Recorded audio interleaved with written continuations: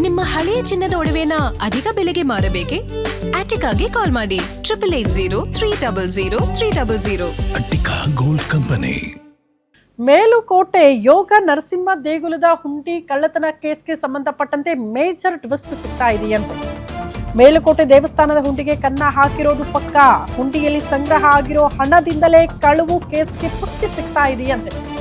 ಮೇಲುಕೋಟೆ ದೇವಸ್ಥಾನದ ಹುಂಡಿಗೆ ಕನ್ನ ಹಾಕಿರೋದು ಪಕ್ಕಾ ಆಗಿದೆ. ಹುಂಡಿಯಲ್ಲಿ ಎಷ್ಟೆಲ್ಲಾ ದುಡ್ಡು ಸಂಗ್ರಹ ಆಗಿತ್ತಲ್ಲ, ಅದನ್ನ ಕಳವು ಮಾಡಿರುವ ಕೇಸ್ಗೆ ಸಂಬಂಧಪಟ್ಟಂತೆ ಒಂದಷ್ಟು ಪುಷ್ಟಿ ಕೊಡುವ ಸಾಕ್ಷಿಗಳು. ಮಾರ್ಚ್ನಲ್ಲಿ ನಡೆದಿದ್ದ ವೈರಮುಡಿ ಉತ್ಸವ, ವಿವಿಧ ಕಾರ್ಯಕ್ರಮ, 3 ತಿಂಗಳ ಅವಧಿಯಲ್ಲಿ ಹುಂಡಿಯಲ್ಲಿ ಸಂಗ್ರಹ ಆಗಿತ್ತಂತೆ ಬರೀ 11 ಲಕ್ಷ. ಆದ್ರೆ ಕಳೆದೆರಡು ತಿಂಗಳಲ್ಲಿ ಹುಂಡಿಯಲ್ಲಿ ಸಂಗ್ರಹ ಆಗಿದ್ದು 17 ಲಕ್ಷ. ಈಗ ಉತ್ಸವ ಏನೇ ಕಾರ್ಯಕ್ರಮಗಳನ್ನ ಮಾಡ್ತೀರಿ ಅಂತ ಅಂದ್ರೆ ದಿನನಿತ್ಯದಕ್ಕಿಂತಲೂ ಕೂಡ ಜಾಸ್ತಿ ಕಲೆಕ್ಟ್ ಆಗ್ಬೇಕಲ್ಲ ಹುಂಡಿಯಲ್ಲಿ ಆ ದೇಣಿಗೆ, ಅದು ಕಡಿಮೆ ತೋರಿಸಿದ್ದಾರೆ, ಲೆಕ್ಕ ಕಡಿಮೆ ತೋರಿಸಿದ್ದಾರೆ. ಅಲ್ಲಿಗೆ ಕಳ್ಳತನ ಆಗಿರೋದು ಸಾಬೀತಾಗ್ತಾ ಇದೆ. ಯಾವುದೇ ಕಾರ್ಯಕ್ರಮ ಇಲ್ಲದಿದ್ರೂ ಕೂಡ ಹೆಚ್ಚಿನ ದುಡ್ಡು ಸಂಗ್ರಹ ಆಗುತ್ತೆ, ಕಾರ್ಯಕ್ರಮ ಇದ್ದಾಗ ಕಡಿಮೆ ಹೆಂಗ್ ಸಂಗ್ರಹ ಆಗುತ್ತೆ ಅನ್ನೋದೇ ಪ್ರಶ್ನೆ. ಹಂಗಾಗಿ ದೇಗುಲದ ಅರ್ಚಕರು ಸಿಬ್ಬಂದಿ ವಿರುದ್ಧ ದೂರು ಕೊಡ್ತಾರಂತೆ ದೇಗುಲದ ಇಒ. ದೂರಿನ ಬಳಿಕ ಪ್ರಧಾನ ಅರ್ಚಕ ಸೇರಿ 6 ಜನರನ್ನ ಅಮಾನತು ಮಾಡಲಾಗಿದೆ. ಅಮಾನತು ಆದ ಬಳಿಕ ಹುಂಡಿ ಎಣಿಕೆ ವೇಳೆ ಹೆಚ್ಚಿನ ದುಡ್ಡು ಸಂಗ್ರಹ ಆಗಿರೋದು ಬೆಳಕಿಗೆ ಬಂದಿದ್ದು, ಇದೀಗ ಹಣದ ವ್ಯತ್ಯಾಸದಿಂದ ಹುಂಡಿ ಕಳುವು ಆಗಿರೋದಕ್ಕೆ ಸಾಕ್ಷ್ಯ ಕೂಡ ಸಿಕ್ಕಿದೆ. ಸಾಕ್ಷ್ಯ ಹಿನ್ನೆಲೆ ಆರೋಪಿಗಳಿಗೆ ಕಠಿಣ ಶಿಕ್ಷೆಗೆ ಸಮಿತಿ ಆಗ್ರಹಿಸಿದೆ ಅನ್ನೋದರ ಡೀಟೇಲ್ ಸಿಗ್ತಾ ಇದೆ. ನಾವು ಇವತ್ತಿನ ಗುಂಡಿ ಹೊಡೆದಂಥ ಸಮಯದಲ್ಲಿ ನಮಗೆ ಆಶ್ಚರ್ಯವನ್ನು ಉಂಟು ಮಾಡಿದೆ. ಇಷ್ಟು ಹಣ ಹೆಂಗೆ ನಮಗೆ ಬಂತು? ಇಂಥ ಒಳ್ಳೆ ಹಬ್ಬ ಹರಿದಿನಗಳಿಲ್ಲ, ವಿಶೇಷ ದಿನಗಳಿಲ್ಲ, ಇಂಥ ಟೈಮಲ್ಲೇ ಇಷ್ಟು ಬರ್ತದೆ ಅಂದರೆ ನಮ್ಗೆ ಆಶ್ಚರ್ಯನೂ ಆಗಿದೆ. ಇದು ನಮ್ಮ ಕಮಿಟಿ ಮತ್ತು ನಮ್ಮ ದೇವಸ್ಥಾನದ ಇಒ ಮೇಡಮ್ ತಗೊಂಡಂಥ ನಿರ್ಧಾರಗಳು. ಇದಕ್ಕೆ ನಮ್ಮ ಜಿಲ್ಲಾಧಿಕಾರಿ ಆಗಿರ್ಬೋದು, ನಮಗೆ AC ತಹಸೀಲ್ದಾರ್ ಎಲ್ಲರೂ ಸೇರಿ ನಮಗೆ ಸಪೋರ್ಟ್ ಮಾಡಿದ್ದಾರೆ. ಮುಂದಿನ ದಿನದಲ್ಲಿ ಹೆಚ್ಚಿನ ಡೆವಲಪ್ಮೆಂಟ್ ತನಿಖೆ ನಡೆಸಿ ನಮ್ಮ ದೇವಸ್ಥಾನಕ್ಕೆ ಈ ಕಳಕ ಏನಿಂದ ಮುಕ್ತ ಆಗಲಿ. ಸಾಬೀತು ತನಿಖೆ ಅಂತಲ್ಲಿದೆ. ತನಿಖೆ ಆದ ನಂತರ ವ್ಯತ್ಯಾಸ ನೋಡಿದ್ರೆ ಈಗ 6,38,000 ಇದೆಯಲ್ಲ, ಅದೊಂದು ಡೌಟ್ ಇದೆ. ನೋಡೋಣ, ನಮ್ಮ ತನಿಖೆ ಇರುವಾಗ ನಾವು ಹೆಚ್ಚಿನ ಮಾತಾಡೋಕ್ಕೆ ನಮಗೆ ಇಲ್ಲ.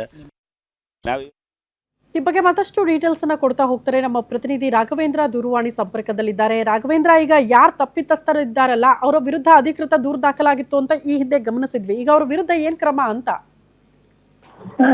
ಎಸ್ ಶ್ರುತಿ, ಏನು ಮಂಡ್ಯ ಜಿಲ್ಲೆಯ ಪ್ರಸಿದ್ಧ ಮೇಲುಕೋಟೆ ಯೋಗ ನರಸಿಂಹ ಸ್ವಾಮಿ ದೇಗುಲದಲ್ಲಿ ಏನು ಹುಂಡಿ ಕಳವು ಪ್ರಕರಣ ಕಳೆದ 1 ತಿಂಗಳಷ್ಟೇ ಕೂಡ ಸಾಕಷ್ಟು ಸದ್ದು ಮಾಡಿತ್ತು. ಈ ಒಂದು ಪ್ರಕರಣದಲ್ಲಿ ಏನು ಇಒ ಶೀಲಾ ಅವರು ನೀಡಿದ ದೂರಿನ ಮೇರೆಗೆ ಸುಮಾರು ಆ ಒಂದು ದೇಗುಲದ 6 ಮಂದಿ ಏನು ಪ್ರಧಾನ ಅರ್ಚಕ ಸೇರಿ ಏನು ಕಾವಲುಗಾರ ಹಾಗೂ ಮನೆಗಾರ ಹಾಗೂ ಇನ್ನಿತರ ಪರಿಚಾರಕರು ಸೇರಿ 6 ಮಂದಿಯನ್ನ ಅಮಾನತು ಮಾಡಲಾಗಿತ್ತು. ಈ ಒಂದು ಪ್ರಕರಣಕ್ಕೆ ಸಂಬಂಧಪಟ್ಟಂತೆ ಈಗ ಮತ್ತೊಂದು ಬಿಗ್ ಟ್ವಿಸ್ಟ್ ಸಿಗ್ತಾ ಇರುವಂತದ್ದು ಏನಂತ ಹೇಳಿದ್ರೆ, ನಿನ್ನೆ ಅಷ್ಟೇ ನಡೆದಂತಹ ಹುಂಡಿ ಎಣಿಕೆ ಸಂಬಂಧದಲ್ಲಿ ಈ ಒಂದು ಹುಂಡಿ ಎಣಿಕೆಯಲ್ಲಿ ಸುಮಾರು 17 ಲಕ್ಷ ಕಲೆಕ್ಟ್ ಆಗಿದೆ. ಅದು ಕೂಡ ಕೇವಲ 2 ತಿಂಗಳಲ್ಲಿ, ಅದು ಕೂಡ ಯಾವುದೇ ಕಾರ್ಯಕ್ರಮ ಇಲ್ಲದೆ ಇದ್ರೂ ಕೂಡ ಈ ಒಂದು ಹುಂಡಿಯಲ್ಲಿ ಈಗ 17 ಲಕ್ಷ ಹಣ ಸಂಗ್ರಹ ಆಗಿದೆ. ಇದು ಭಕ್ತರು ಹಾಕಿರುವಂತಹ ಒಂದು ಹಣ ಅಂತ ಹೇಳಿ ಈಗ ದೇವಸ್ಥಾನ ಸಮಿತಿಯವರು ಮಾಹಿತಿಯನ್ನು ಕೊಟ್ಟಿದ್ದಾರೆ.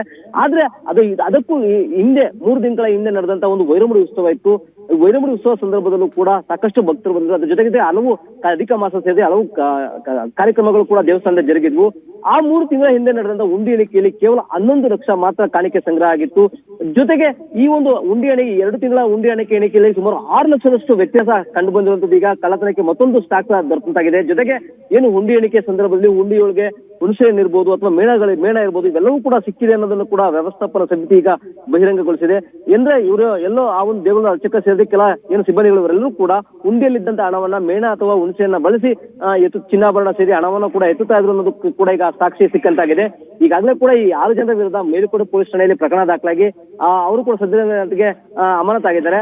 ಆದ್ರೆ ಈಗ ಈ ಒಂದು ಪ್ರಕರಣ ತನಿಖೆ ಅಂತಂದಿದೆ. ಸದ್ಯಕ್ಕೆ ಈಗ ವ್ಯವಸ್ಥಾಪನಾ ಸಮಿತಿ ಕೊಟ್ಟಿರುವ ಮಾಹಿತಿ ಪ್ರಕಾರ 2 ತಿಂಗಳಿಗೆ ಇಷ್ಟೊಂದು 6 ಲಕ್ಷ ಹಣ ಬಂದಿದೆ ಅಂದ್ರೆ ಇವರು ಅವಾಗಿಂದ ಎಷ್ಟೊಂದು ಹಣವನ್ನ ಈ ರೀತಿಯಾಗಿ ಲಪಟಾಯಿಸಬಹುದು. ಹಾಗಾಗಿ ಇವರ ವಿರುದ್ಧ ಕಠಿಣ ಕ್ರಮ ಆಗಬೇಕು, ಇವರಿಗೆ ತಕ್ಕ ಶಿಕ್ಷೆ ಆಗ್ಬೇಕು ಅಂತ ಹೇಳಿ ವ್ಯವಸ್ಥಾಪನಾ ಸಮಿತಿ ಕೂಡ ಒತ್ತಾಯವನ್ನ ಮಾಡ್ತಿದೆ.